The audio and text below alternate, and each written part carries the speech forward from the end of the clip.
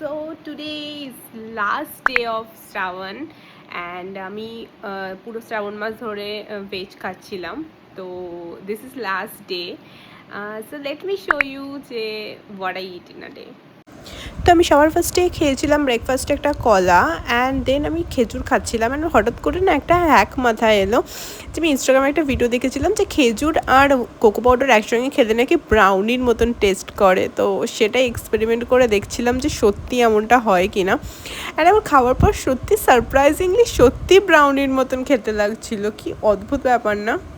তো যাই হোক, তারপর লাঞ্চে ছিল নর্মালি ভাত, ডাল, একটা সবজি আর আলু চিপস। আমি পুরো শ্রাবণ মাস আলু চিপসের ওপরে বেঁচেছিলাম।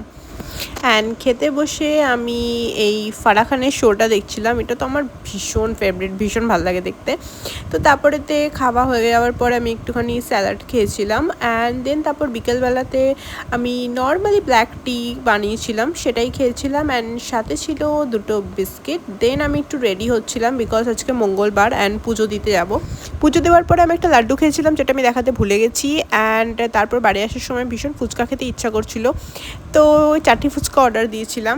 আমি অনেক দিন চাটনি ফুচকা খাইনি অ্যান্ড হঠাৎ রিয়েলাইজ করলাম যে আমি সারা মাস লিটারালি ভেজ খেয়েছি কিন্তু আমি চাটনি ফুচকা একবারও খাইনি। তো যাই হোক, এটাও খেয়ে নিলাম, বেশি খাইনি, এক প্লেটই দুজন শেয়ার করে খেয়েছিলাম। অ্যান্ড আজকে আমার মাসির বাড়িতে মনসা পুজোর নেমন্তন্ন ছিল, তো সেখানে গেছিলাম অ্যান্ড ওখানে মেনুতে ছিল ফার্স্টে খিচুড়ি, দেন কিছু একটা সবজি অ্যান্ড তারপর ছিল পোলাও আর আলুর দম অ্যান্ড সব কিছু খেতে ভীষণ টেস্টি ছিল।